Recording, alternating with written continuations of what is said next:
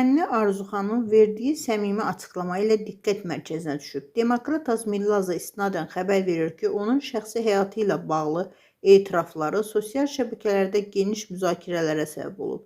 Arzu xanım bildirib ki, hamilə olduğu üçün toy mərasimi keçirilməyib və bunun səbəbini abur-həya məsələsi ilə izah edib. Hamilə olduğum üçün toy etmədim. Abur-həya yaxşı şeydir. Amma rəsmi nikahım var. Mənim də həyat yoldaşımın da ilk evliliyidir. Həmçinin bu hər ikimizin ilk övladıdır. Əsas olan da budur. Müğənni həyat yoldaşı ilə bağlı yayılan şayiələrə də aydınlıq gətirib. Onun sözlərinə görə bəzi insanların düşündüyünün əksinə olaraq yoldaşı evli olmayıb. Sənətçi hamiləlik dövründə də sadə üsluba üstünlük verdiyini qeyd edib. Hamiləlik müddətində heç vaxt bunu göstərəcək paltarlar geyinmədim.